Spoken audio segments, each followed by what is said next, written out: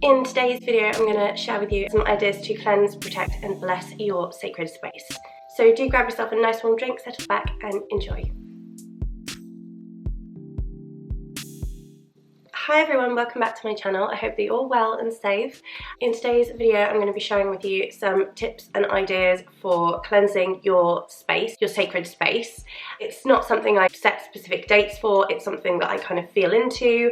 I know when my space is feeling stagnant, I know as and when I need to be doing these cleanses. I think it's a nice practice to share to cleanse your space so it's protected and then it feels sacred for you. So first of all, really, why would somebody want to cleanse their sacred space? I think for the same reason that we would want to clean our home. And really, I have always been this way because I think I was raised this way, that I like to have a clean space and I like it to feel safe and sacred and authentic for me, like a space that I want to be in. So for that reason, I always like to keep my own home clean as possible. I don't love lots and lots of clutter either, but more specifically, I like to make sure that my space is free of dust, germs, you know, all of these things. And I don't think, I'm not like a clean freak, but I do like to clean my house regularly and sort of sweep out all the cobwebs. Not always literally though, because I'm a huge spider fan, and if there are spiders in webs in my house, I tend to leave them. It's only if there's an abandoned spider's web will I actually get rid of it and will I dust, because spider webs I actually do really love and find very sacred, and spiders as well, I love spiders. So for me, I leave those. But in general, yes, I like to polish and clean and cleanse my house every week, and, you know, clean the floor, hoover and mop, and make sure it's just really nice clean space for me and my family to live in. Reasons magically why someone might want to cleanse their space is similar reasons really, because you want to work magic that is effective and that is aligned to you. And if there's lots of clutter, lots of mess, lots of dirt, lots of stagnant energy, or energy that is not so pleasant hanging around, that is going to be confusing, it's going to sort of muddy the water, it's not conducive for effective spell work and ritual and coming into alignment, grounding, centering and staying in alignment, being attuned with oneself. I think for all of these reasons. Many people always talk about how you might walk into a room and be able to sense when things have gone on in that space. So it's quite normal, I think, if you walk into a room and you can tell people have been arguing, or sometimes you'll go into a space and you'll just feel a prickle up your spine. And especially I think if you're sensitive to spirits and such, you might sense that there's a presence there, whether that is an actual spirit, an entity that is present, or whether it's kind of a haunting that's a memory that is sort of on a loop and it's more of an energetic kind of disturbance in the space. And I often think that cleansing and spiritual hygiene, it really does feed into and tie into protection magic. And that's one of the reasons as well that I want to create several videos around this topic that can all then come together, and you know, they can be watched together and understood together, because they are holistic and it all comes together. It's all really important, but they're all really broad topics as well. And whilst they overlap, there are specifics around each topic, and it's really nice to be able to sort of focus in, because otherwise I'd be talking for hours. So those are some of the reasons why people would want to cleanse their space and to keep it sort of sacred and feeling special and safe as well. And it's a similar reason to why people cast circles. So it's to create that safe space, that bubble of protection around oneself. Also to differentiate between the mundane and the magical, and to create this sort of pocket of magic, and also a container for energy, to raise energy and then to release it to create really powerful manifestations. So all of these things, they come together. Obviously there are different kinds of cleansing. You'll probably have heard lots of people talking about cleansing one's own energy, and that's something that I can talk about in another video as well. And there are similar ways to cleanse your own energy as with your space, and it's a good idea if you're cleansing your space to cleanse your own energy as well at the same time. So just quickly, some of the favourite ways that I like to cleanse myself of my own energy include going outside, taking deep breaths, grounding, centering myself and my energy into Mother Earth. I love having bare feet on the grass. I think that's the best thing, sort of neutralizing energy and transmuting energies as well. I love to smoke cleanse, so I create my own smoke bundles with garden sage and lavender, and I've used other herbs in the past like thyme and rosemary. I love making rosemary smoke cleansing bundles, actually, it's one of my favorites. But that you have to be careful that you don't burn yourself and that you don't burn your clothes, or that it doesn't land on the floor and create burn marks, etc. So you have to be careful and have like a fireproof container. I also really love to use sound cleansing, so I have some chimes, some people use bells. You can use 432 music or 528 hertz music on YouTube, and that is a vibrational music that vibrates to different points in the body and to align with certain energies, so healing frequencies, love frequency, etc. I use a singing bowl that I love as well, and that's a beautiful way to begin a meditation. I do reiki as well, so these are some ways that I like to sort of cleanse my own energy, and I tend to put up protections for myself as well. So, but when I want to cleanse my space, I will cleanse myself and my space and myself again, and sort of go around a few times until I feel like it's done. And I think really my favorite way is smoke cleansing. So on a daily basis, you might want to cleanse yourself and your altar with sound cleansing. So you can use, as I said, chimes, bells, singing bowls. You could use drums. I have a lovely drum that I like as well. As I said, you could use recorded music from YouTube or a playlist of your own. If you don't have any smoke bundles that you'd like to cleanse with, or any herbs specifically, but you like incense, you can also cleanse with incense.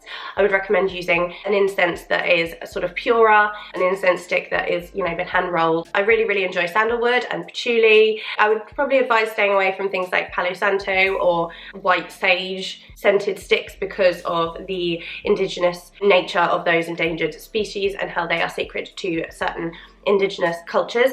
And it's just really important to also be aware of the term smudging and how that word is not something that is appropriate for use unless you are native yourself and you are practicing a form of smudging, because smudging doesn't just refer to the smoke cleansing itself, it refers to a specific ritual that is performed, and unless you are of that culture, it's not appropriate. So just be really aware of that. And I think if you see smoke bundles that are white sage for sale, then just be aware of that. I really do enjoy Palo Santo, but I'm obviously aware as well that that's also endangered, so it's something just to be really aware of. I have garden sage, as I said, so I have created smoke bundles for myself out of garden sage and used lavender. That's what I currently have.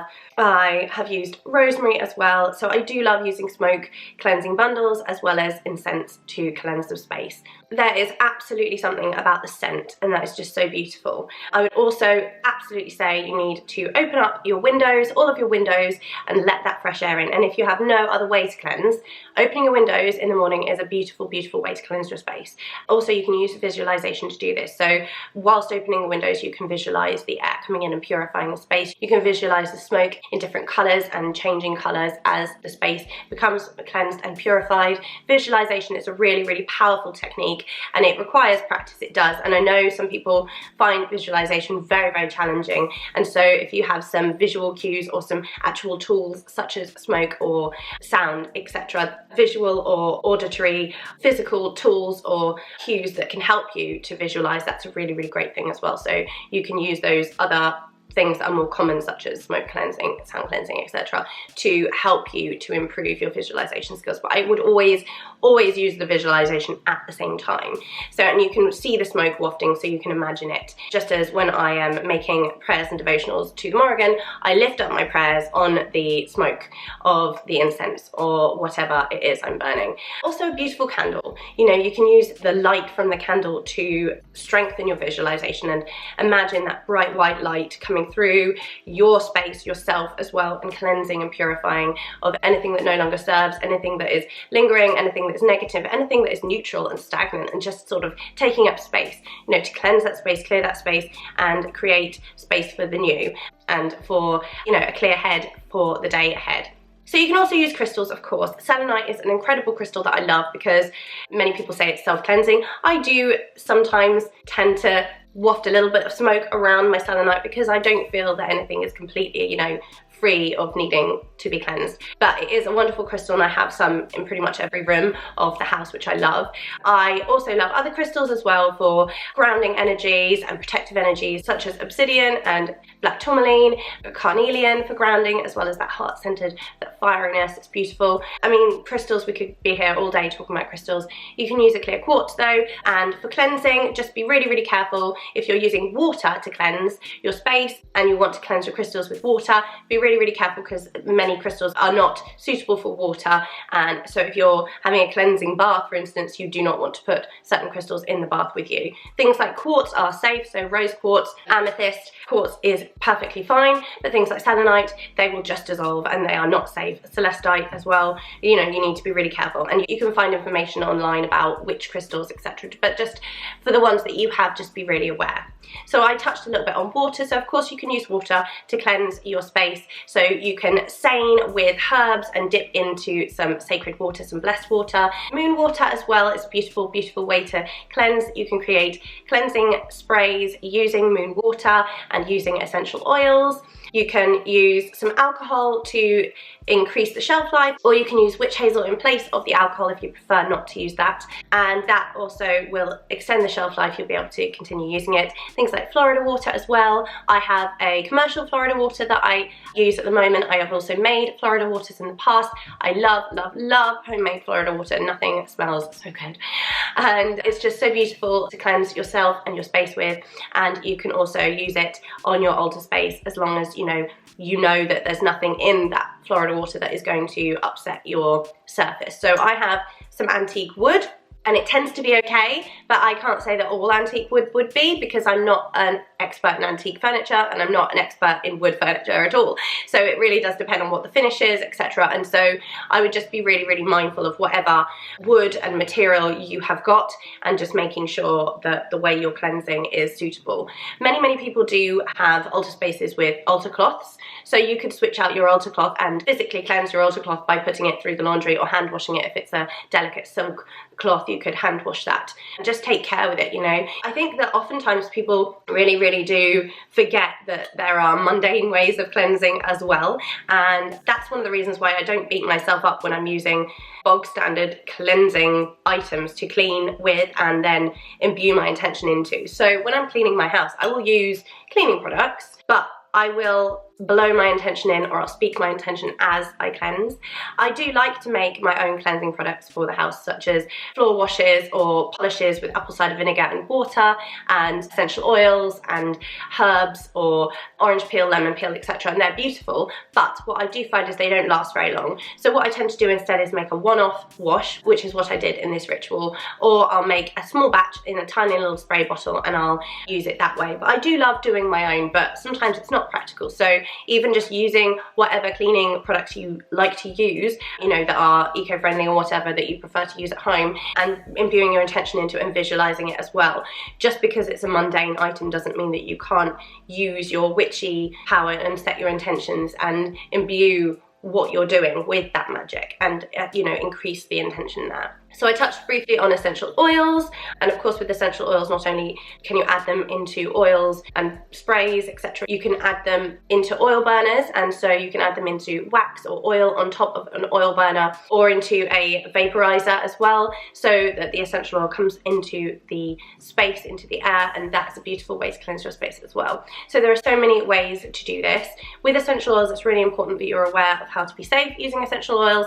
I grew up with my mum using essential oils all the time, and I've got some books on it that are really good. I've never taken a course or anything, I'm not certified, but I just have a lot of personal experience as a child and as an adult using essential oils. So I have a lot of different essential oils I like. I know how to be safe with them, so it's really important that they're diluted if they're coming into contact with the skin. It's important that they're diluted when they're being released into the air as well, whether that is from being in an oil burner or a vaporizer. It's really, really important that you're aware that these aren't skin safe, they're not edible. I think there are some brands, which I won't mention, but a particular brand I believe does say that their oils are safe for consumption, but I would never ever trust it. I mean, an essential oil is a pure extract from a plant, and it is not safe for consumption. If you want to use lemon, use an edible lemon extract from a grocery shop or a supermarket or a baker's, you know, one that is for cooking. Do not use anything that is not food grade. Read up about essential oils if you've never worked with them before. It's really important that you're safe. So you can dilute essential oils in carrot oils as well and use them on woods and things to polish your space, which is really, really lovely to do. So I've talked a little bit about herbs and using herb bundles, saining with herbs, which is when you have a herb bundle and you dip it into some blessed or sacred water and then use it to sort of fling it around your space or onto you, and that can feel really, really beautiful as well. If you have a cauldron or a fire safe dish, you can use little charcoal briquettes. I would absolutely advocate you have all your windows open or do that outside. Otherwise do not, because it can be very, very dangerous if you don't have adequate ventilation. But you can burn your herbs along with some resins. An incense blend that you get from a local shop, Starchild, is beautiful. There are some other places that I cannot think, but yeah, I have some really, really beautiful incense blends that I've purchased. I've also made several of my own. I have some for the Morrigan that I work with, and I just absolutely love using loose incense. It's another way that you can use those blends. Instead of using them on a charcoal briquette where you get that intense smoke, you can use them on top of an oil burner. So again, as I said, with some oil or some wax. So I use leftover soy wax from my candles. I pour them into the top of my wax burner and then have a candle underneath, and then it gets hot. And once it's hot, you can literally put your loose incense on top in the melted oil or wax, and that just releases a beautiful gentle perfume, and it's nothing like the intense smoke. So if you or a family member find it irritating, or you have animals around, again, it's something to be really, really aware of. And if you're having candles on your altar space as well, like, please be really, really safe. And I know a lot of cats like to jump up. My cat doesn't tend to jump up because my altar space is quite high. I have another altar space though she probably could jump up onto, but yeah, she tends to be quite unambitious of a cat. She just sort of likes to jump up on the bed and be stroked, really. She's a very homey kind of princessy cat, so she's not really bothered by the altar, really. So I think I've mentioned everything for sort of a daily cleanse. Waters and sprays, cleansing also yourself with like a ritual bath, a spiritual bath with herbs and oils and stuff, and salts even, like you can use salts. You can use salts to cleanse your space, absolutely, in the corners of your room, which is kind of a protective ward anyway in itself, but yeah, as a cleanse. I would not use salt outdoors though, because it can harm plants and animals. Another really, really lovely way to cleanse your space and your altar space is to use a besom or a broom. I do have a stang, but not that that is really a broom, but it's something that I foraged for and that I keep in another space at the house. But I also have a broom that I purchased and decorated, and another broom that just doesn't have a handle, it just has the bottom, and I keep that up right at the front door. But if you have a mini besom as well, you can use it to energetically sweep the space on your altar, which is really, really sweet. You can also use feathers to waft the smoke around and to do a similar job and to waft away any energies that are lingering, that are stagnant or not so productive. So a besom or a broom is also a lovely, lovely way to cleanse your space in a magical way. I mentioned Florida waters, I mentioned music, 432 and 528 hertz, using instruments, drums, singing bowls, chimes, bells, using Florida water, blowing the cleansing intention, and using air from the outside, going outside, using visualization, etc. Using selenite, you can use black salt as well, and also reiki. There's a lot there, but these are ways that I like to cleanse myself and my space. This is sort of a general way that you can cleanse in a daily way, and of course you don't have to do all these things, you just do one or two of these things. I would always recommend you do the visualization with any of these things though. In December of 2021, I read Rebel Witch by Kellyanne Maddox, and she actually speaks to this in her book about how there have been some spaces that she's moved into and the energy has not felt like she's needed to really even cleanse it, and I think that's incredible.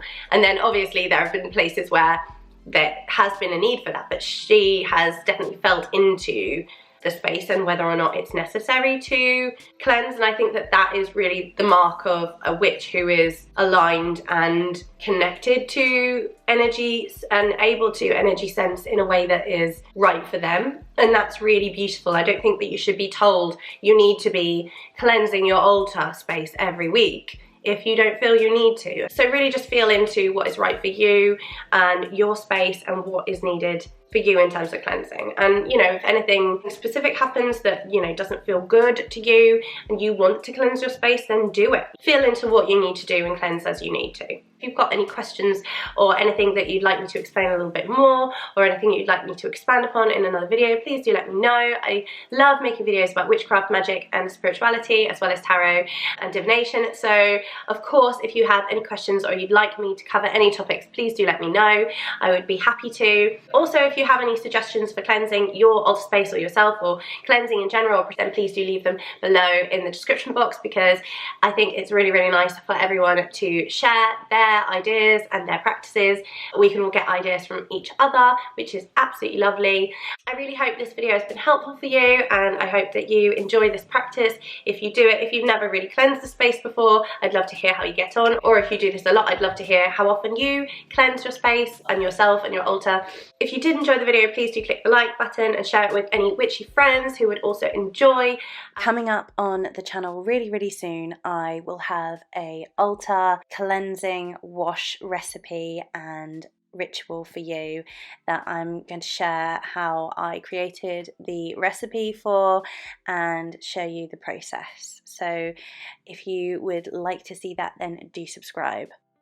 I would like to share with you, I do have a Patreon page. At the moment, I'm offering one tier to support me to continue to make free content here, where I'm sharing educational information as well as personal witchy vlogs, etc. What I'm doing in my own practice, I share a lot of spells and rituals and recipes of my own, and to do that, I'm so, so grateful to receive any support at all to help me to continue to do that.